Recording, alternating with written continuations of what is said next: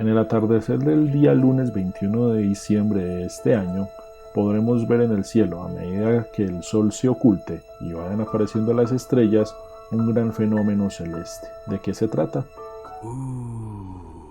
¡Wow! Si quieres saberlo, quédate hasta el final de este video para que tengas toda la información. Pero primero vamos a ver la intro de nuestro canal.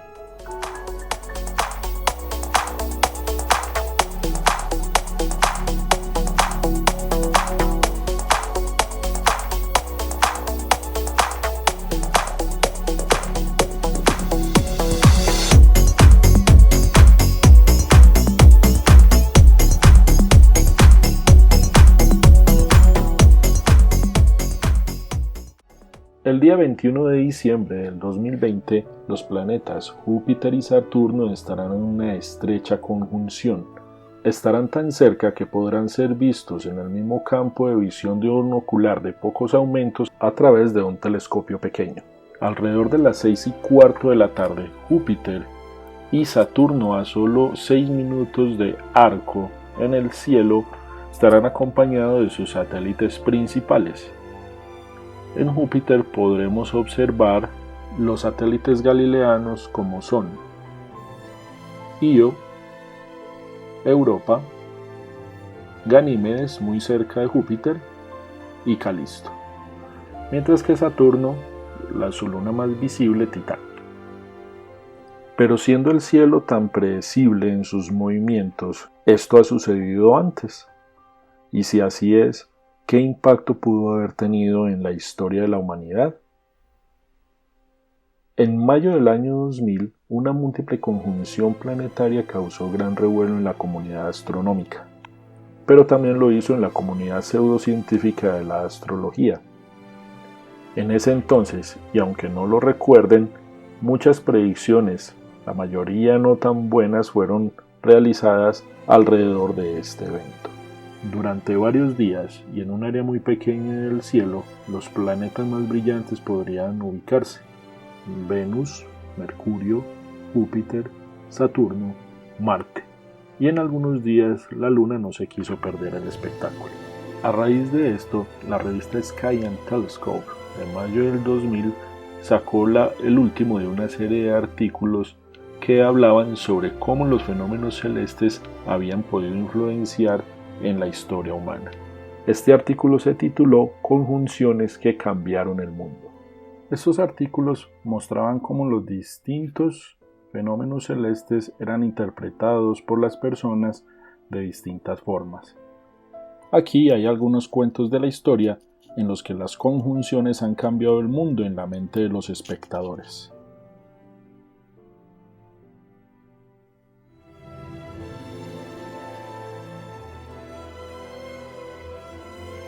El mandato del cielo es un concepto de la filosofía china tradicional referente a la legitimidad de los gobernantes. Según este concepto, el cielo favorecería las empresas y situación del gobernante justo, pero despreciaría al gobernante déspota y pondría fin a su régimen.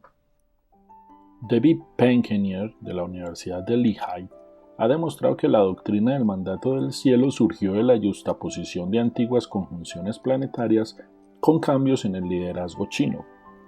La primera dinastía se inició a mediados del siglo XX antes de la era común por Yu. Durante este tiempo, los 5 planetas visibles llegaron a una conjunción muy estrecha, a lo largo de un área de 4.3 grados en el cielo, el día 26 de febrero de 1953. Con mucho, esta es la conjunción planetaria más compacta que se pueda registrar entre los años 3000 antes de la era común y el 5000 de la era común. Durante 2000 años, los fabricantes de los calendarios idealizaron esta concentración de planetas como el comienzo del tiempo, y más importante aún, fue visto como el mandato celestial asociado con la fundación de la dinastía Xia. El 20 de diciembre de 1576 antes de la era común, una estrecha conjunción de 4 planetas, con Venus cerca, señaló la aprobación del mandato del cielo. Se encontró un nuevo rey sabio que gobernara con una virtud insuperable. Este levantó una rebelión exitosa y la coincidencia de una gran agrupación planetaria y el comienzo de una nueva dinastía, la Shang, adquirieron una importancia aún mayor. El último rey de la dinastía Shang fue cruel y bárbaro. Esperando entre bastidores estaba el líder de la región de Shu, llamado Wen, que tenía una gran integridad y sabiduría. Tradicionalmente se le considera el autor del I Ching. Todo lo que necesitaba era una señal desde lo alto, y la obtuvo el 28 de mayo del año 1059 antes de la Era Común, cuando la segunda conjunción conocida, más estrecha, con los 5 planetas visibles a simple vista dentro de un área de 6,5 grados en la constelación de Cáncer, señaló la voluntad del cielo. Las conjunciones planetarias de las dinastías Xia, Shan y Shu mostraron que la voluntad del cielo estaba escrita en el firmamento, formando el núcleo de la doctrina del mandato del cielo.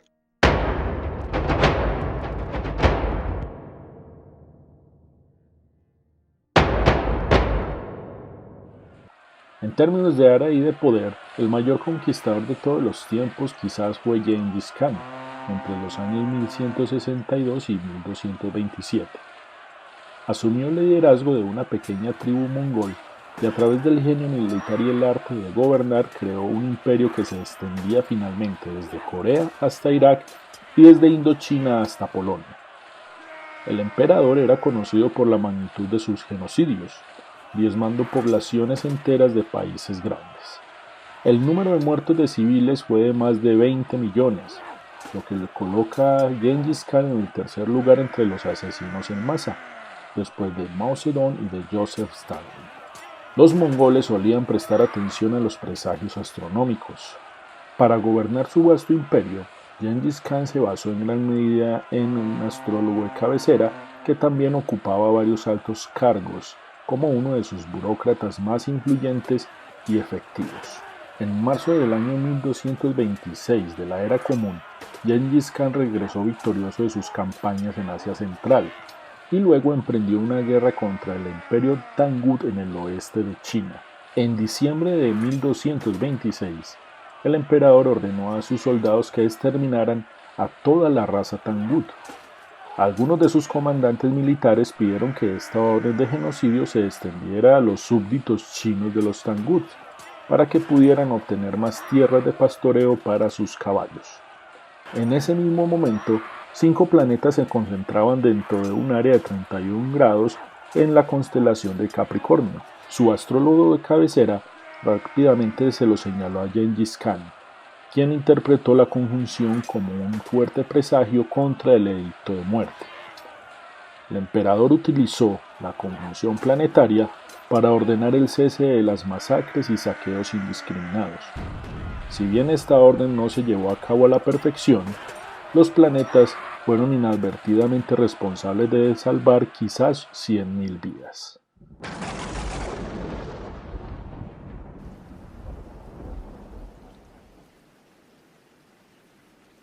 Más allá de presagiar cambios en los gobiernos, las conjunciones se han utilizado para predecir diluvios.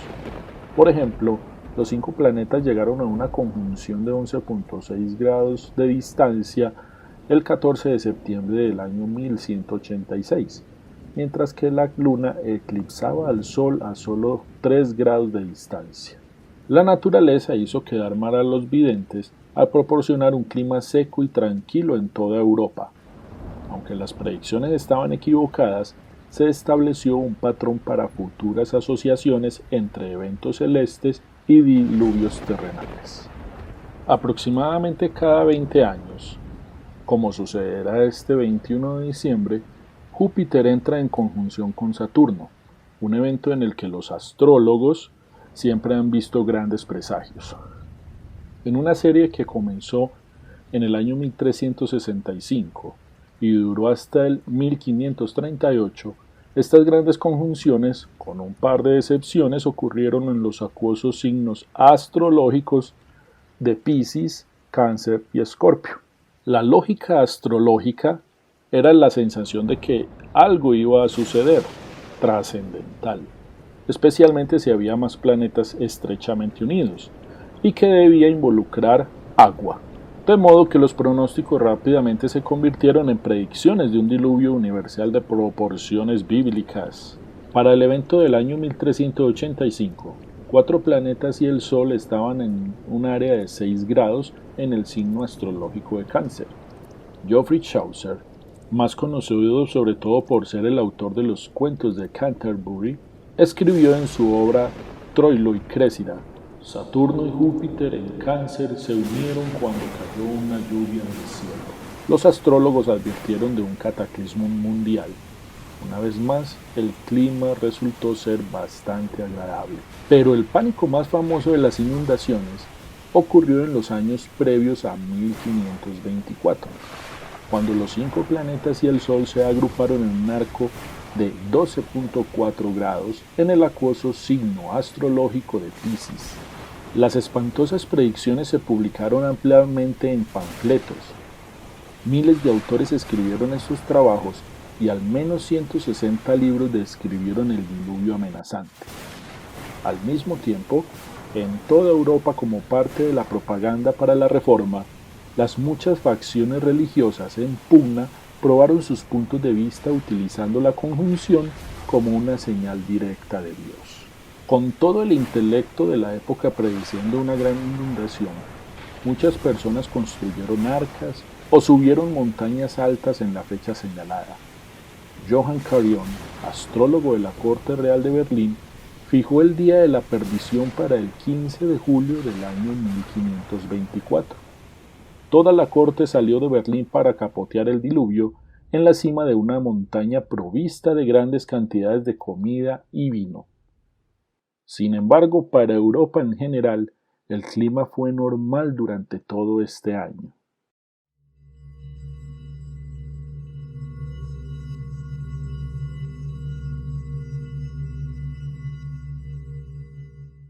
Desde hace mucho se ha escuchado el rumor de que los líderes nazis habían basado sus decisiones importantes en la astrología, que los tiempos de las batallas en el frente ruso quizás se basaron en horóscopos falsos publicados por el servicio secreto británico en un periódico extranjero, pero de esto no hay una certeza que lo confirme.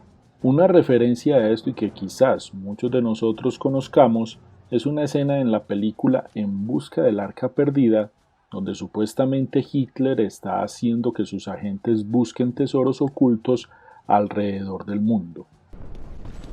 Quizás la única excepción a esta evaluación es un incidente que involucró a Rudolf Hess, el nazi número 3 después de Adolf Hitler y de Hermann Göring. En la primavera del año 1941, los alemanes controlaron la mayor parte de Europa y su bombardeo sobre Gran Bretaña estaba en apogeo. Sin embargo, Inglaterra estaba luchando duro y Hitler planeaba atacar a Rusia.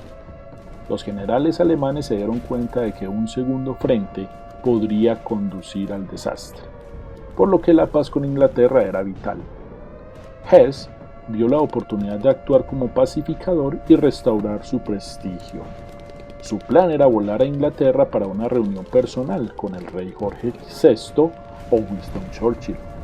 Esperaba que sus negociaciones privadas detuvieran la guerra en esta área. Este plan aparentemente comenzó en enero de 1941, cuando Ernst Schulz Strathaus, un astrólogo aficionado del personal de Hess, le contó sobre una conjunción planetaria que ocurriría el 10 de mayo. El Sol, Mercurio, Venus, Júpiter, Saturno y el ahora descubierto Urano ocuparían un área de 8 grados en la constelación de Tauro. Una astróloga de Múnich llamada Maria Nagenhast le dijo a Hess que sería un día propicio para un viaje al extranjero. Una segunda característica astronómica vital de esa fecha es que la luna estaba en su fase de luna llena. Para navegar dentro de Escocia, Hess tenía que ser capaz de ver la costa para determinar dónde lanzarse en paracaídas. La iluminación brillante del campo era el único medio que tenía para encontrar el lugar de aterrizaje. Un avión de combate Messerschmitt 110 desde Augsburgo a Escocia saltó del avión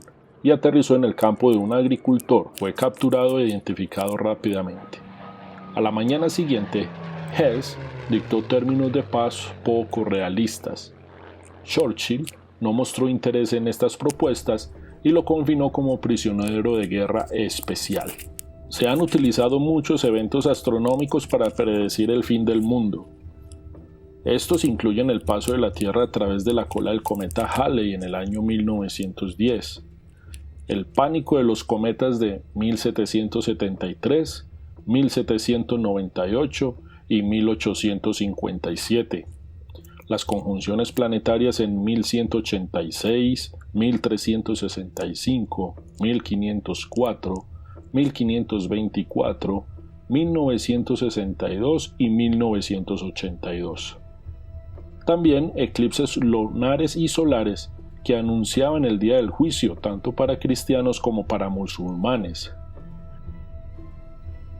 Las conjunciones planetarias cercanas y brillantes siempre se han celebrado o temido, incluso si rara vez llegamos a verlas, pero nuestra suerte pronto cambiará. La conjunción de este mes es la mejor de nuestras vidas. En el mismo día del solsticio de invierno, Saturno se acercará tanto a Júpiter como las propias lunas del planeta joviano. Y, a diferencia de las conjunciones anteriores, esta no estará obstaculizada por el resplandor solar. Si quieres aprender y conocer más sobre la conjunción planetaria de este 21 de diciembre, te invito a seguir nuestro canal y a mirar los videos que pronto publicaremos al respecto.